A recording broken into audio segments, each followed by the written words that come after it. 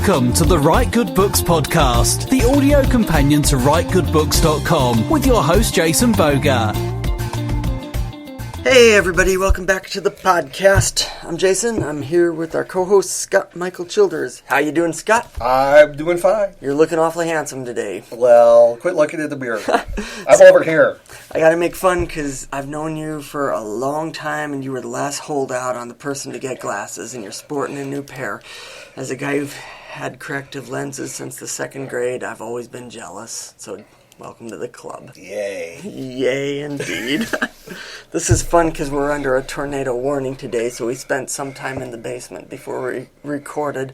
So if you hear a siren go off, we'll hit the pause button and run back down and cover our heads. Yes, in that order. In that order, hopefully. Otherwise, you'll hear a lot of dead noise. In the meantime, today we're going to talk about 5 lies creative writing teachers tell their students. This actually comes from an article we found at writersandartists.co.uk by David Savill, and I loved everything he had to say in this article because my minor was in creative writing, and these are all things I heard when I was in college, so I thought we'd talk about them. Should we start with number 1? Good enough place to start as any place. Awesome place to start. Okay, number 1 on this list of 5 lies creative writing teachers tell is write what you know. What do you think about that? Well, I think that really does not work very well for fantasy and sci-fi authors. I don't know anyone who has a teleporter, warp drive, or magical sword. But then again, what do I know? I was thinking that same thing last time I was running races on the Rings of Saturn. It is hard to write what you know when you write in a genre fiction. Yeah. Very few of us have been serial killers. You know, that I'm aware of, correct.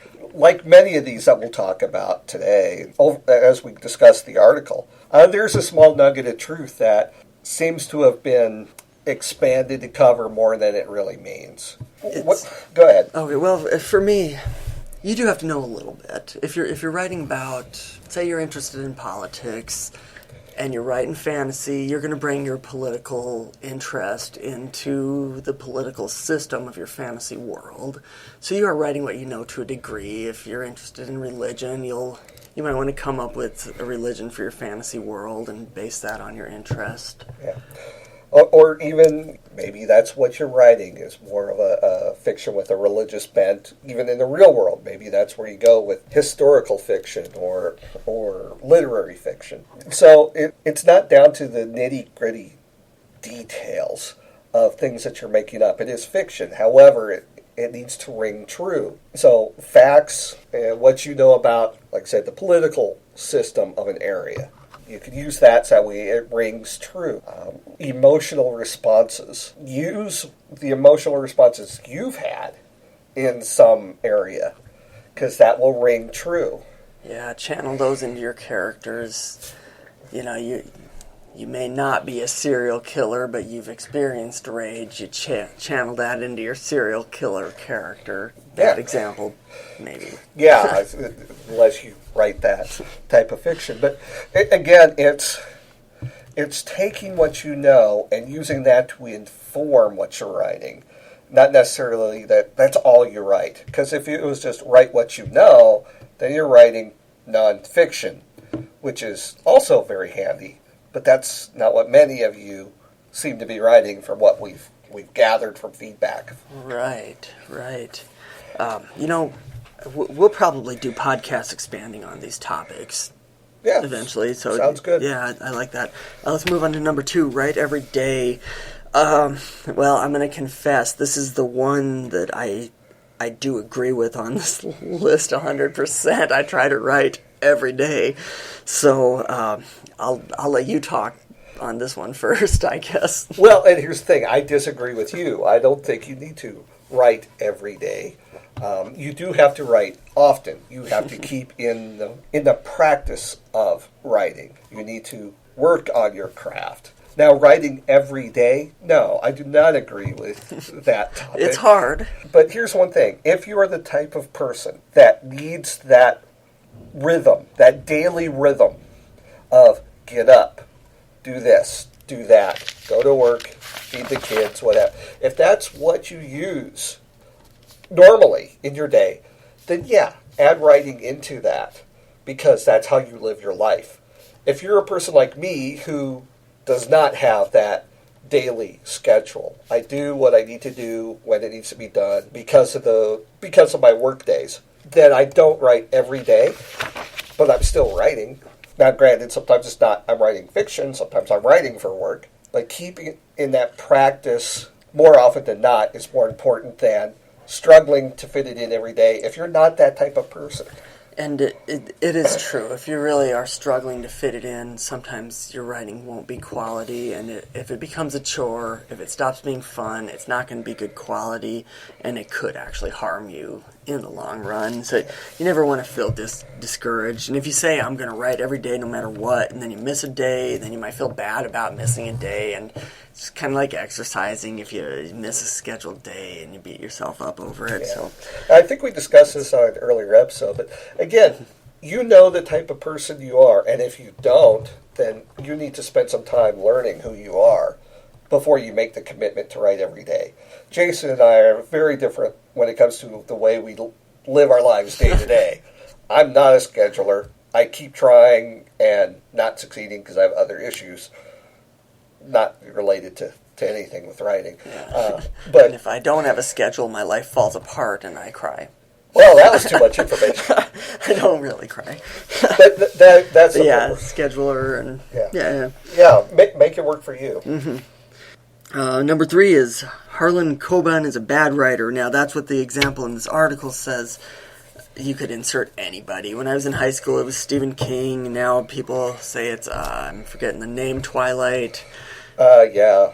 The Twilights, the 50 Shades of Grey. Yeah, it's just there are some people who say Dan Brown. And, Dan Brown is the one whoever's that popular is John Green is not a good writer. It's whoever is popular is a bad writer because some professor somewhere is bitter towards them for being successful. It's how I see that. Well, and I don't know about if bitter is the case, but I think one of the things to keep in mind is enjoyment of writing or enjoyment of reading may not actually be the same thing as if it's a good piece of writing. I get into this debate around movies as well, that there are movies that are very well done, very influential in the way it changed cinema, but I don't want to watch it more than once because I actually was bored to tears. You can say that about a lot of things. Music, I'm a music snob. I'll appreciate really well-written music, but when I want to listen to something fun in my car, it's top 40. I make the kids listen to Taylor Swift with me. But if I want to be serious, it's classical. So there's this difference that we need to expand on with this, that the technical skill and the enjoyment of someone reading it and the enjoyment you get from writing it don't necessarily have to equal each other. There are many people, and myself included, that will purposely seek out bad movies because it's stupid, senseless fun. You put your brain on autopilot and enjoy the ride. Yeah. And there are movies I watched that I would not recommend to anyone. There are books I've read that I would not recommend to anyone. But I really enjoyed the heck out of them because that's what I needed at that time. And movies. Beer's become a big one. Don't ever drink this brand of beer because it stinks. Well, sometimes you want a bad beer because it'll be consistent. Or a cheap beer. I'm a cheap beer type of guy. Another thing on this topic, it's also not necessarily the good writers, the great writers who are successful. It's the ones who can find a market and write to that market. So when you say someone isn't a good writer, they might not be, a literary genius, if you will, but they know how to find their market and they know how to write a fun novel that's going to sell a ton of copies, and I'm sure not going to be jealous of that. I'm going to strive for that. Yeah. I think any aspiring writer has to focus on their own stuff and not worry about what everyone else is doing, especially early on, because if you're like us, I won't speak for Jason, but I'm still learning. I'm still crafting. There is always stuff to learn. Yeah.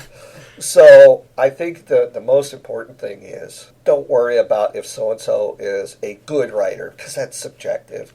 And you have to decide what it is that you would judge them on anyway. Is it sales? Is it enjoyment of the work?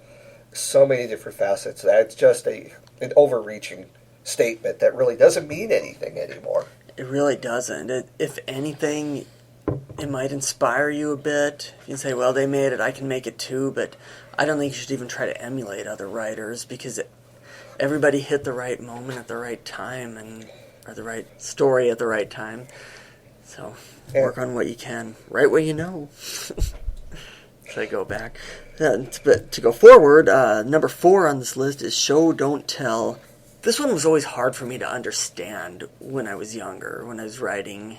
You know, you don't want to just narrate something. You want to show. I don't want to say Scott held a cup. I want to say... Don't ask what I'm doing with the... No, clean rating here on iTunes.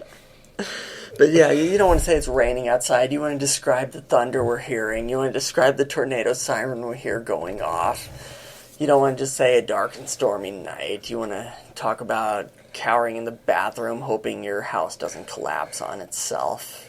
Except if you're writing in the noir genre, which is usually defined by narration doing most of the heavy lifting. Yeah. And again, you're doing a bunch of showing. However, there's still a lot of telling involved. I think the main thing is try to craft your stories so what is being described gets the message across, as opposed to, like Jason said, Scott was drinking.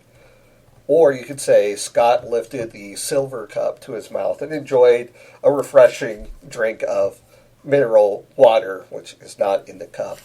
We can pretend. But we can pretend. Not only, I think you're also missing part of what you could be doing with your writing.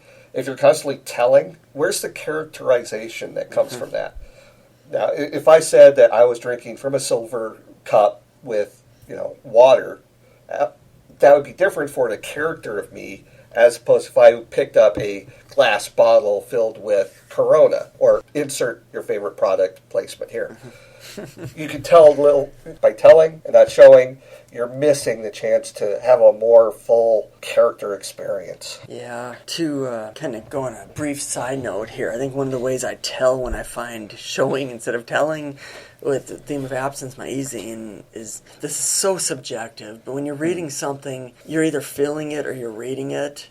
And when you see blatant telling, you feel like they're saying, hey, look at me, I'm telling you a story. But when they're showing it, you're feeling the story. You know what's going through the character's head. You're not just seeing what he's doing, or she. Yeah. I think there's a balance here. Yeah. There are some times you just can't get away. For this, mainly we agree, but there are places where you need to tell as opposed to try to show anything, because then it just becomes a muddled mess. Yeah, with settings. So maybe. We'll do a podcast on this one too sometime. And the final one on this list is don't listen to a writer who hasn't published. This one I'll definitely disagree with. I've learned a lot from writers who haven't been published, because they're going through the same journey we're all going through. We're all trying to learn off each other so we can share our mistakes and we can be our support group for each other. And just because someone hasn't been published doesn't mean they're not a great writer. It just means they haven't written the piece that's going to lead to their successful publishing career. Well, if I could build on that, if they are interested in the world of publishing to begin with, there are some people out there who write just for the pure joy of crafting a world using only written word. They do not want to enter the world of publishing. They don't want to sell. They don't want it outside of a close circle of friends. So I think that the key thing is this publish. Define publishing. If I wrote fiction on a blog, do I count as published? Do I not? Right. If you self-publish, if you small press publish, if you traditional publish. There's lots of options.